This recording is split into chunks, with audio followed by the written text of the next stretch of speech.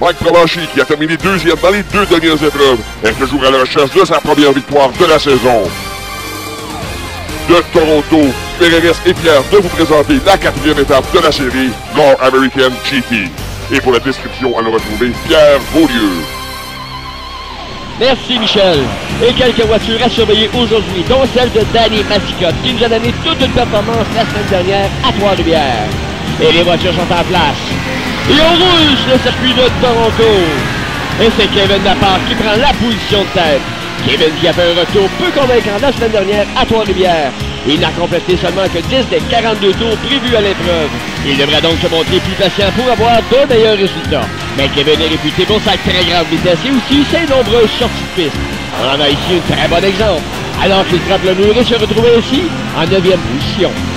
Et à la suite du dérapage de Kevin, c'est Mario Lachance qui a arrêté de la première position. Mais il est incapable de négocier ce virage et se retrouve donc dans les pneus de protection.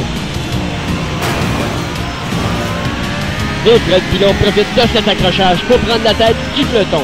Mais Bruno Champagne n'a pas dit son dernier mot. Les deux pilotes se livrent une belle bagarre et échangent même de la peinture.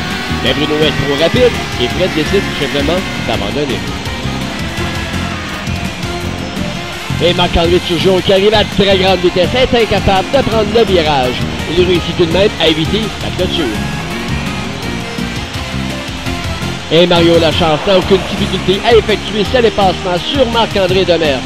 Il se retrouve donc en 7e position. Et au 7e tour, Fred Pilon tente l'intérieur sur Bruno Champagne.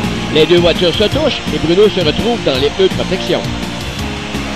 Et Marc-André Demers prend le virage un peu trop serré. Il frappe violemment la clôture. Et Mario Lachance ne peut l'éviter. Et au 15e tour, Bruno Champagne voit Mike Provencher dans son rétroviseur.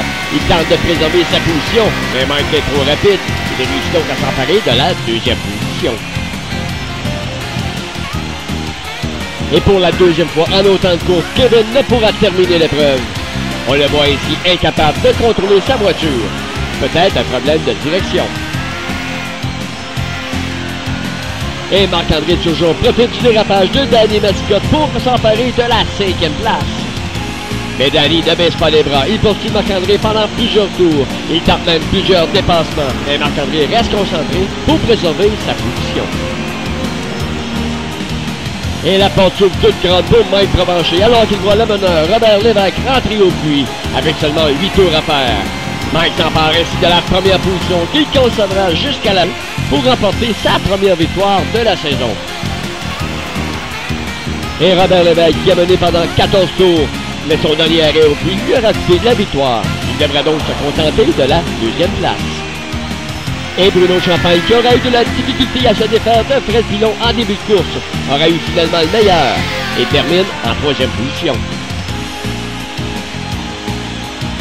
Et voici maintenant le classement général. Robert Lévesque toujours en première position avec 180 points. Mike Provencher le suit derrière avec 159 points. Et en 3e position, double égalité, Danny Mascotte et Bruno Champagne avec 122 points. Moi, je vous donne donc rendez-vous la semaine prochaine alors que nous serons sur le circuit de Edmonton. De Toronto, Pierre Beaulieu pour QRRS Sport.